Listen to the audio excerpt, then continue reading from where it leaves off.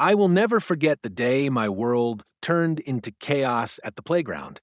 My wife, 7 months pregnant and glowing with anticipation of motherhood, suddenly doubled over in pain as we were enjoying what was supposed to be a calm evening stroll. Her hand clutched her belly, her face pale with fear, and in that moment, every sound around me, the children laughing, the swings creaking, the breeze in the trees, disappeared. All I could hear was her cry and my own pounding heartbeat.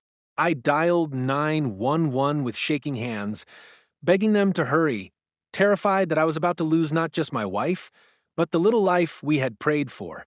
When the ambulance finally screeched into the playground parking lot, I thought relief had come. Paramedics rushed to her side, securing her on the stretcher, their calm voices a fragile comfort in the storm. And then, out of nowhere, came the shrill voice that shattered everything. "You can't park here. This is HOA property." HOA Karen, our neighbor who had made it her mission to police everyone's life, stormed toward the flashing lights, waving her arms and screaming at the medics like they were criminals. Imagine it, a woman fighting to keep her unborn child safe, strapped to a stretcher, while another woman argued about playground rules. What kind of neighbor does that to a family in crisis? The paramedics tried to reason with her, but Karen's rage only grew louder. She shouted that ambulances weren't allowed on the playground grounds, that they were damaging community property, and before anyone could stop her, she reached for the stretcher as though she had the right to decide whether my wife deserved help. I stood frozen for a second, caught between disbelief and fury, before rushing to shield my wife. The crowd that had gathered gasped, some pulling out their phones to record, others shouting at her to back off. But Karen didn't stop. Her voice carried across the playground, each word like venom. If she wants to be reckless and cause problems, that's not our responsibility. My wife was crying, clutching her belly as the medics tried to push forward, and all I could think was how surreal it felt that in the middle of a medical emergency, my family's fight for survival had turned into a battle against the very person who lived down the street.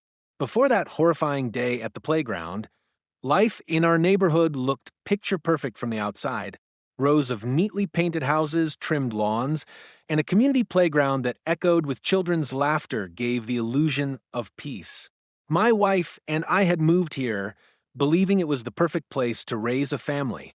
We were newly married then, full of hope, and when we learned she was pregnant, our joy doubled. Every ultrasound picture felt like a miracle, every tiny kick a promise of the future.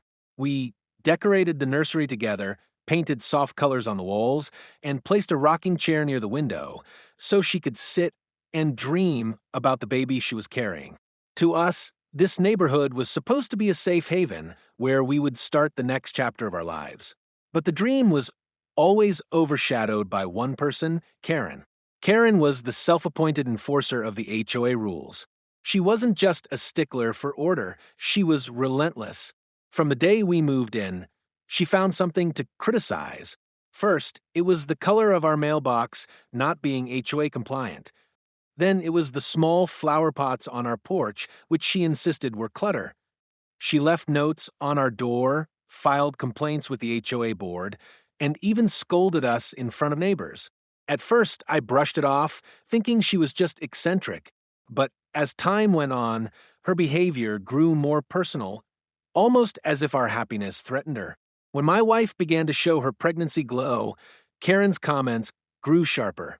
She sneered at the stroller we bought, called it an eyesore, and once even muttered loud enough for my wife to hear, "Some people shouldn't bring children into this community if they can't follow the rules."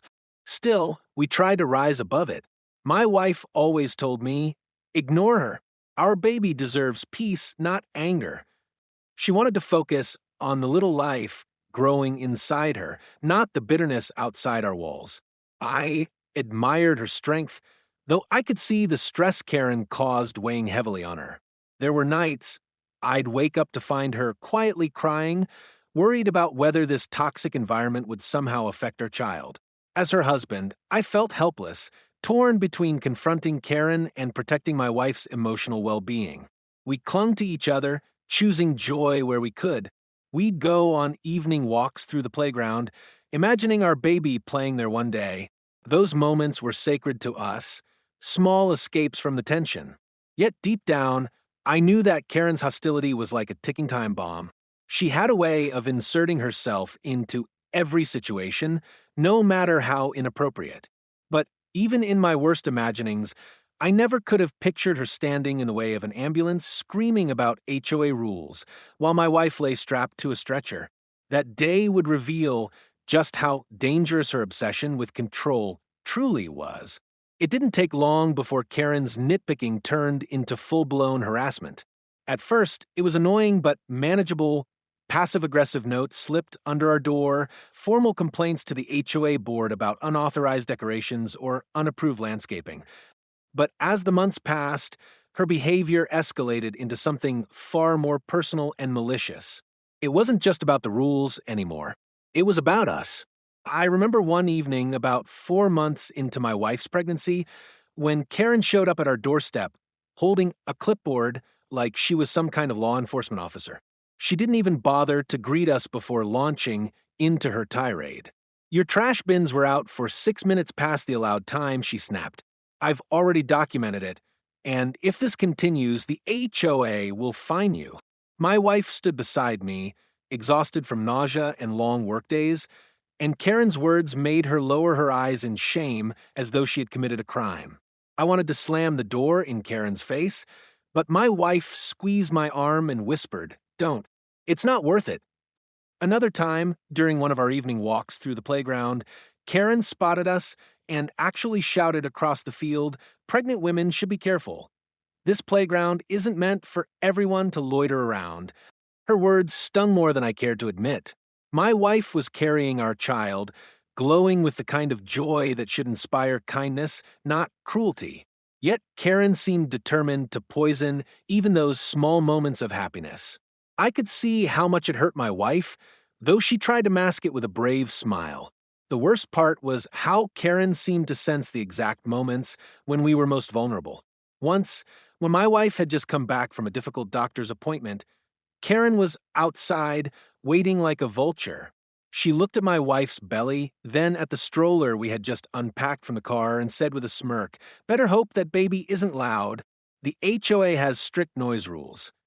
My wife nearly broke down right there. It wasn't just the cruelty of the words, it was the way she delivered them, calculated, cold, and meant to strike where it would hurt most. I tried confronting Karen a few times, but she thrived on conflict. The more I defended my wife, the more she seemed to enjoy provoking us. Once I told her flat out, "Stay away from my family." Her reply? A mocking laugh and a smug, "I don't break rules. I enforce them. Maybe you should learn to follow them." It was infuriating, and it planted a seed of dread in my mind. If she could be this unhinged over trash bins and flower pots, what would she do if something truly serious happened? The tension between us and Karen became the talk of the neighborhood. Some neighbors sympathized quietly, whispering about how Karen had always been like that. Others avoided us altogether, unwilling to take sides.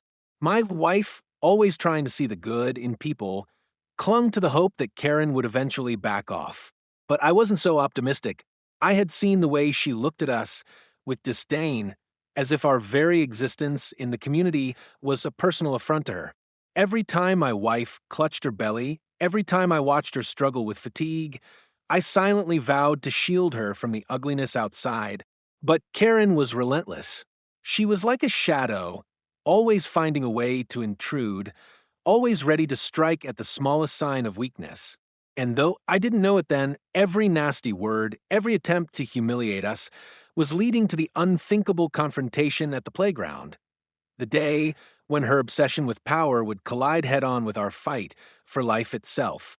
The day everything came crashing down started like any other, deceptively ordinary. It was a Saturday afternoon, warm and bright, the kind of day when families gathered at the playground to let their children run wild while parents chatted on benches. My wife and I decided to take a short walk. She was 7 months along, and although her pregnancy had been difficult, she insisted on enjoying the sunshine. Fresh air is good for both of us. she said with a soft smile, gently rubbing her belly. I carried a small water bottle, hovering close to her like a nervous shadow. At first, everything seemed peaceful. Children's laughter filled the air, parents waved politely, and my wife looked almost carefree as she sat on the edge of a bench watching the kids on the swings. I was standing a few feet away when it happened. Her hand flew to her stomach, her face twisted in sudden pain, and she let out a sharp cry. I dropped everything and rushed her side. "What's wrong?" I asked, my voice already trembling with panic. She gasped, "It hurts, it won't stop," and I saw the terror in her eyes. In that instant, the cheerful noises of the playground faded into the background. I dialed 911 with shaking hands, nearly dropping the phone as I begged the dispatcher to send help immediately.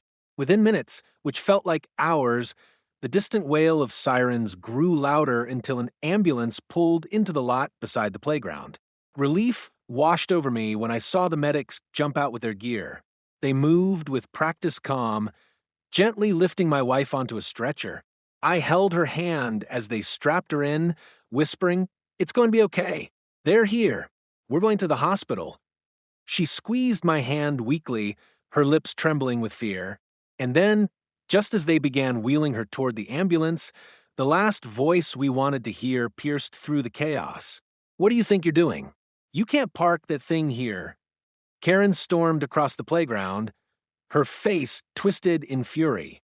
The flashing lights, the medical emergency, it meant nothing to her. She waved her arms like she was shooing away trespassers. "This is HOA property. Vehicles aren't allowed past the sign," she screeched, her voice echoing over the stunned silence of parents and children. The paramedics tried to reason with her. "Ma'am, step aside. This is a medical emergency." But Karen only grew louder. "I don't care if it's an emergency. Rules are rules. You can't damage community property just because someone's having a bad day." I stared at her in disbelief, unable to process the absurdity of her words. My wife was clutching her belly, crying out in pain, and this woman was arguing about playground rules like they mattered more than a human life. The medics attempted to push forward, but Karen moved directly into their path, blocking the stretcher. She jabbed her finger toward the ambulance. "Get it out of here. If you don't, I'll report you to the board and have you fined." Her voice dripped with venom. Her face flushed red with the thrill of authority. A crowd began to gather, neighbors, parents, children clutching their toys. Some pulled out phones to record, others shouted at her to stop, but Karen was locked in her frenzy. Then, in a moment that made my blood run cold, she reached for the stretcher. Her hand grabbed the metal rail, as if she had the right to decide whether my wife received care. "She can walk herself to the car, like everyone else." Karen spat. That was the moment something inside me snapped. I rushed forward, placing myself between her and my wife. My voice shook with fury as I shouted, "Don't you dare touch her." The medics, alarmed, pulled the stretcher back slightly, trying to shield my wife from Karen's intrusion. The scene was chaos, my wife crying, medics shouting, neighbors yelling, and Karen shrieking about rules. It felt like we had stepped into a nightmare, one where compassion had been replaced by cruelty. And as I looked into my wife's terrified eyes, I realized this wasn't just about Karen being difficult. This was about survival, about protecting the two lives that meant everything to me from a woman who had completely lost her humanity. The moment Karen's hand clamped onto the stretcher, the world around me seemed to erupt. My wife's scream of pain cut through the playground like a knife, and I felt my blood boil hotter than it ever had before. I shoved Karen's hand away with a force I didn't know I was capable of. "Don't you ever touch her." I roared, my voice trembling with rage. The paramedics shouted at her to step back, one of them placing himself between her and my wife as they tried to keep the stretcher moving toward the ambulance. But Karen wasn't backing down. Her eyes were wild, her face red, and her voice rose even louder, fueled by the attention of the crowd gathering around us. "This is against the rules," she screeched, pointing at the flashing ambulance parked near the playground. That vehicle isn't permitted here.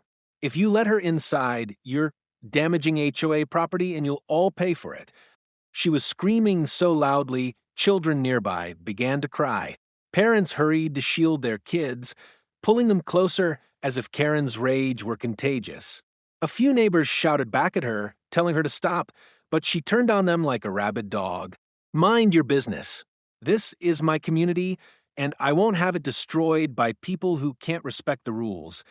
My wife was sobbing now, gasping for air as another wave of pain struck her.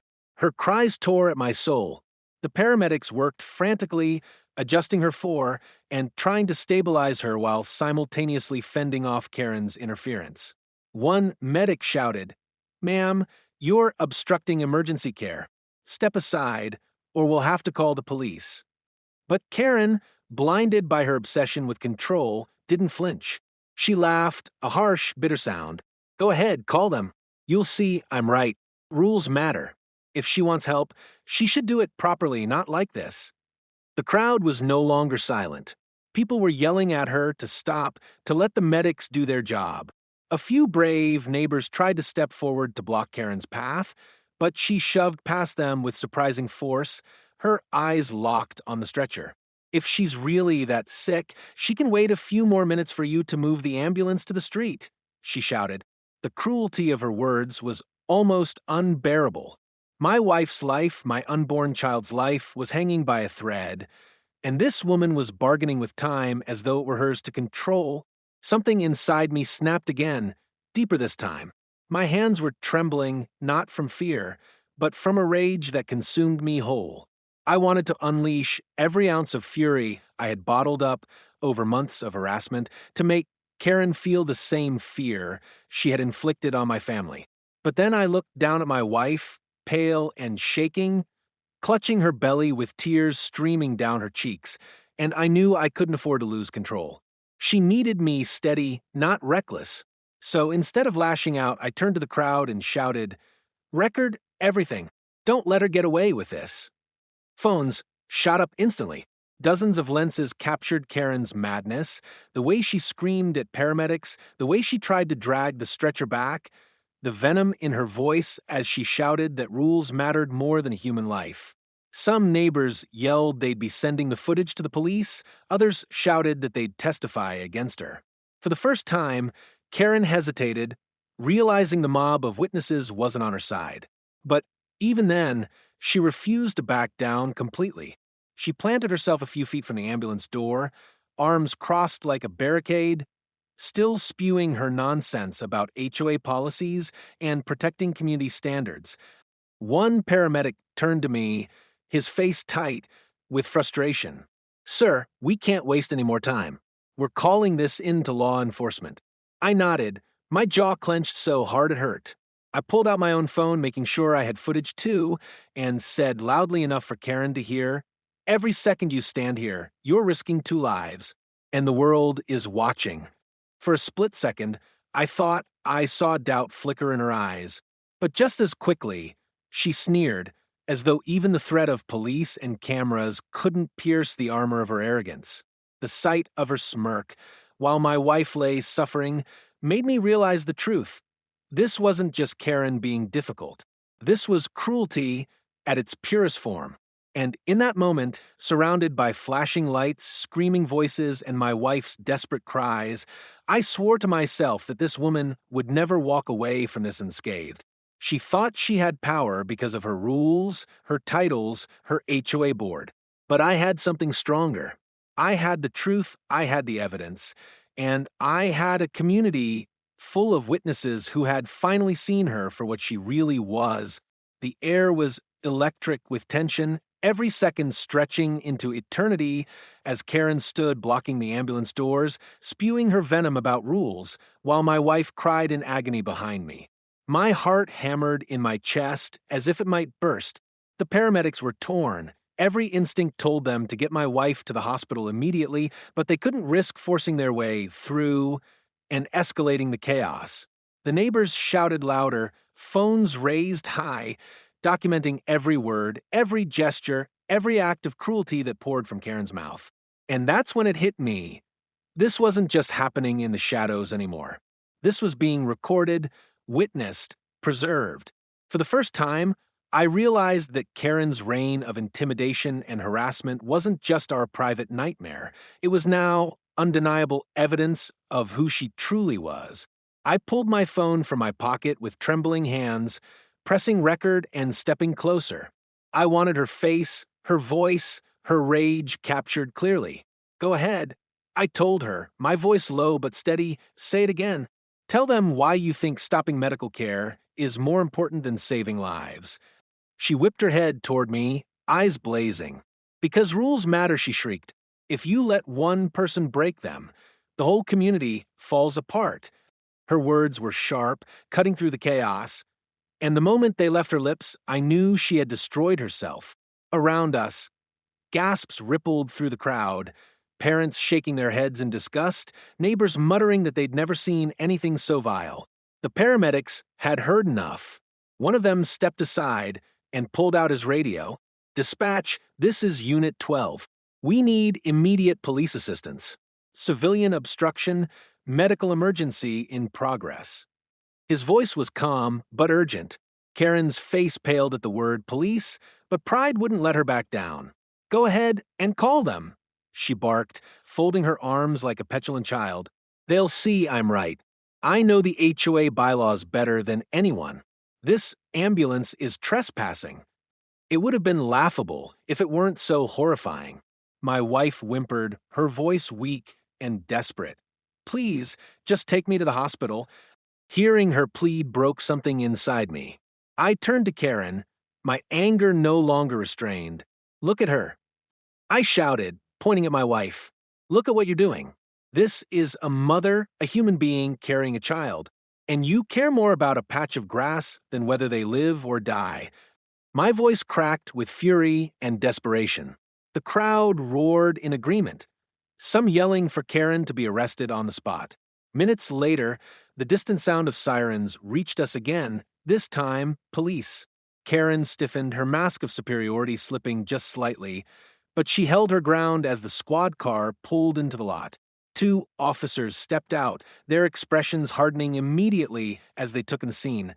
An ambulance with flashing lights, paramedics stuck in place, a pregnant woman writhing in pain on a stretcher, and one woman blocking the path like a human barricade. "Ma'am," one officer said firmly, "step aside now. You are obstructing emergency medical services." Karen pointed at the ambulance with shaking hands, her voice shrill but less certain. "They're breaking the rules. Vehicles aren't allowed here. This community has standards. Ma'am," the officer barked, his tone sharper. "Move out of the way or you will be detained." Karen faltered, looking around for support, but the crowd was against her. Phones were still raised, recording everything, and neighbors were shouting for her to be arrested. She opened her mouth as if to argue again, but then she saw me, standing with my phone held steady, recording every frame. Her eyes narrowed in sudden recognition.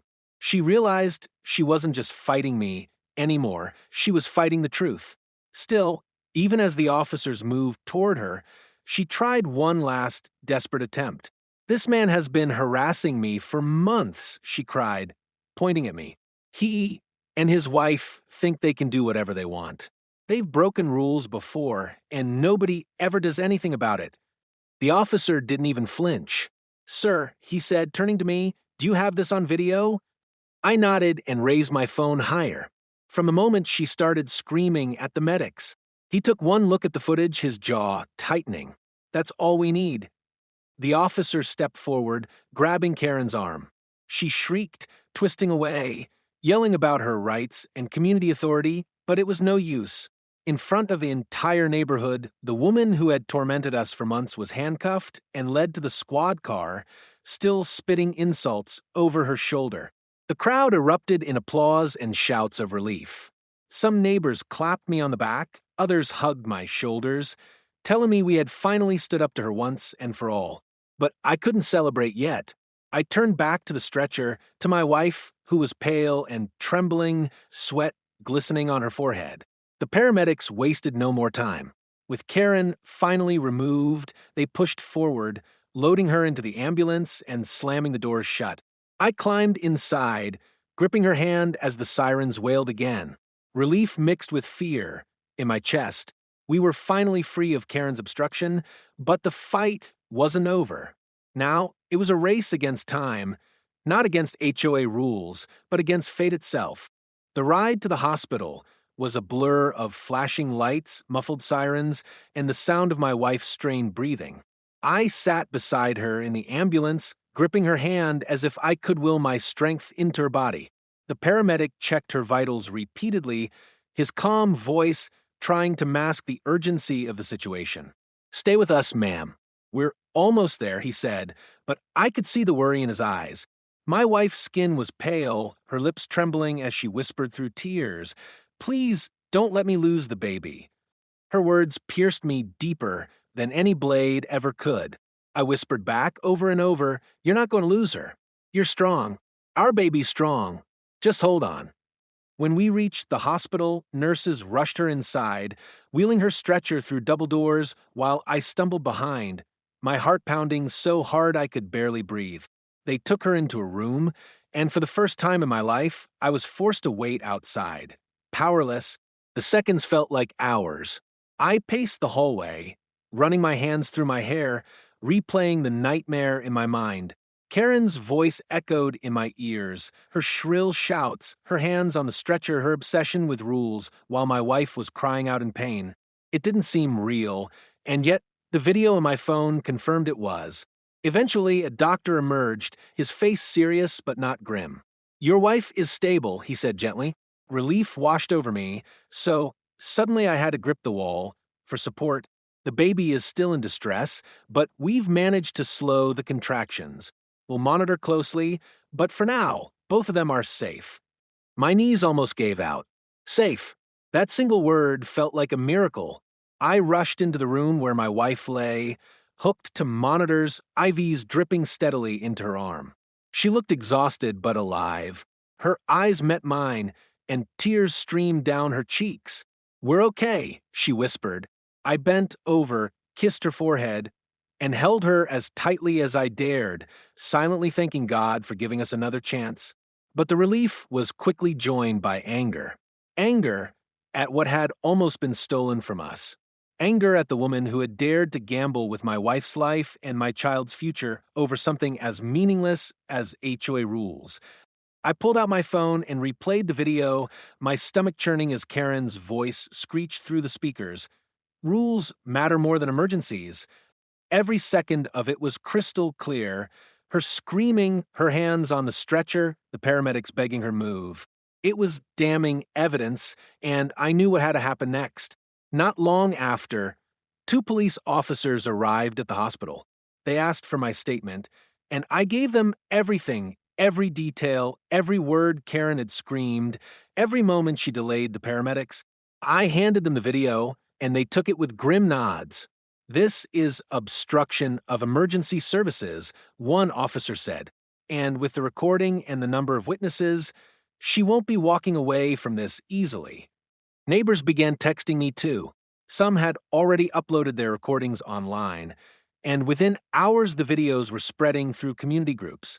The once invisible nightmare Karen had inflicted on so many families was now in plain view, undeniable and horrifying. Messages flooded in. "I can't believe she did this. I'll testify if you need me to. She's gone too far this time." Meanwhile, my wife remained in the hospital for days as doctors monitored her and the baby closely. Each time I sat by her bedside, watching her sleep, I felt a gnawing mix of gratitude and rage. Gratitude that she and the baby had survived. Rage that they had almost been lost, not to fate, not to illness, but to the cruelty of a neighbor who thought her authority was worth more than 2 human lives. The HOA board couldn't ignore it either. I received a call from one of its members, his voice shaky with embarrassment. "We're horrified," he admitted. "This is beyond anything we've ever dealt with. The board is meeting immediately to discuss her removal and disciplinary action." For once, they weren't defending her. They were scrambling, trying to distance themselves from her before the community outrage consumed them too. But none of that could undo what had happened. The image of my wife's tears, her cries of pain as Karen argued about property rules, was burned into my mind forever. I knew this wasn't just about justice in the legal sense, it was about making sure Karen could never do something like this again, not to us, not to anyone. Late one night, as my wife slept peacefully beside me in the hospital bed, I sat in the corner replaying the video again. Each time I heard her scream, each time I saw her reach for the stretcher, my resolve hardened. She had tried to take away everything that mattered to me, but she hadn't counted on one thing. I had evidence, I had witnesses, and I had a voice. And I was going to use all of them to make sure she finally faced the consequences she had evaded for so long. Once the video went public, everything moved faster than I expected. The footage, I had watched it so many times I could recite every word, landed in the hands of neighbors, the HOA board, and the police. Within 24 hours, the story had become the talk of the community. People I barely knew messaged me, calling to offer support, to say they'd seen the clip and wanted to help. For the first time since Karen's harassment began, I felt a swell of something I hadn't allowed myself to feel in months: belonging. The police followed up quickly. An officer called to tell me Karen would be formally charged with obstruction of emergency services and disorderly conduct. He said the evidence, my recording plus multiple neighbor videos and eyewitness statements, made their case strong. Hearing the words formal charges made my chest tighten, but it also felt like the scales were finally tipping toward justice. I gave my official statement at the precinct, hands still trembling, and handed over the original footage. The detective thanked me and said plainly, "You did the right thing by recording. It's going to matter." At the HOA board meeting that week, the atmosphere was raw. Board members, who had once looked the other way when Karen filed petty complaints, now sat pale and defensive. Several neighbors stood and spoke. Some testified about Karen's history of harassment. Others recounted how the playground incident had terrorized their families. I spoke too, holding my wife's hand on her speakerphone from the hospital, describing every second I had captured on video. You could feel the shift in the room as people realized the depth of her cruelty was not an isolated quirk, but a pattern. By the end of the meeting, the board took decisive action. They voted to suspend Karen's HOA privileges pending a review and recommended her removal from any committee positions she held. They also opened a formal complaint process that could lead to fines and, ultimately, eviction proceedings if her behavior didn't change. For someone who had defined herself by HOA authority, it was a public unraveling. I watched the news of her suspension spread through the neighborhood groups, and for the first time Karen's name was met with scorn rather than fearful deference. Meanwhile, social media did its work fast and brutal. Clips of Karen yelling were shared across local pages with captions condemning her conduct. People who had tolerated her behavior in silence now added their voices. Local reporters called to ask for interviews. An online petition demanding stricter enforcement of HOA conduct policies gathered signatures. The court date for the criminal charges was set, and the community lined up, neighbors ready to testify if called. Karen's defense tried to spin the narrative, claiming she was protecting community property and that she felt threatened by the ambulance's presence. But the footage told a different story: a woman who chose rules over human life time and again. At a preliminary hearing, several neighbors voluntarily submitted written statements describing previous incidents of harassment, letters that, when combined with the video, painted a disturbing pattern of intimidation. The judge's expression during that hearing was solemn. I left the courthouse feeling both exhausted and strangely vindicated. The legal process moved at its own pace, but its effects were immediate and tangible. Karen lost influence in the neighborhood.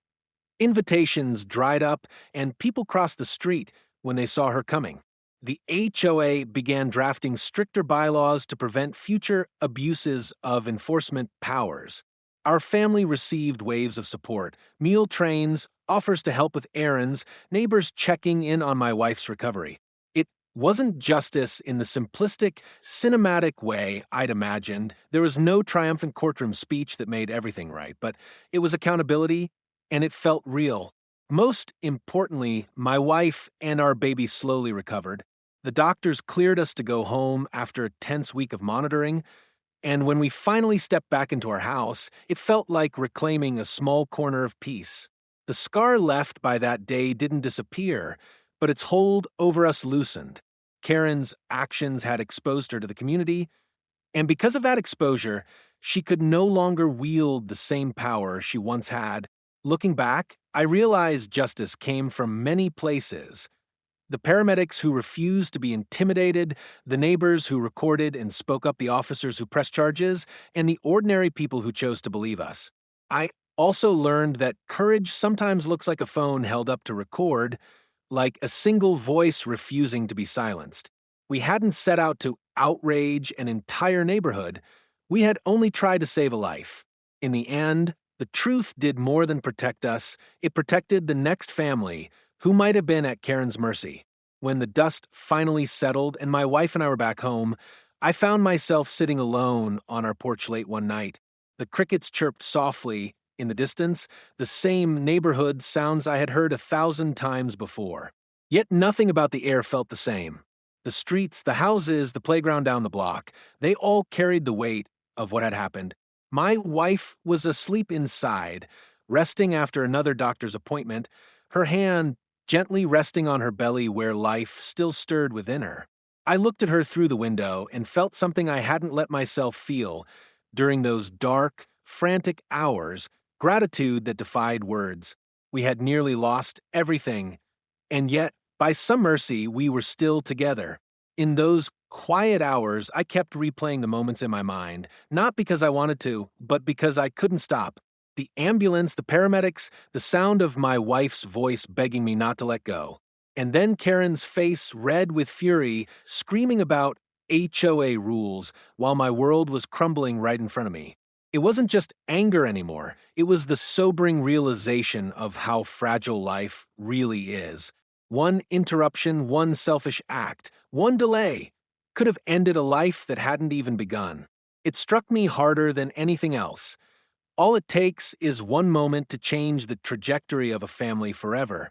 That's why I need to say this clearly. Rules, policies, even community standards, they have their place.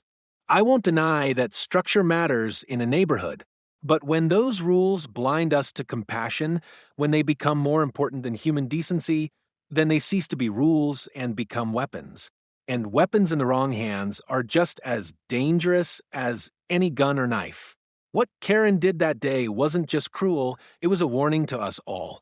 A reminder that when people cling to authority without empathy, they can destroy lives without ever laying a hand on someone.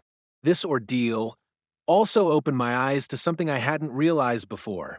For so long, I thought my job was to keep my head down, to avoid trouble, to not rock the boat. Karen thrived on that silence, on people's fear of speaking out. But silence is its own kind of permission. The night I recorded her, I didn't do it because I wanted to fight. I did it because I had no other choice.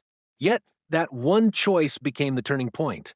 That video became the shield, not just for my family, but for everyone in the neighborhood who had been too afraid to stand against her. And that's the bigger message I want to leave behind.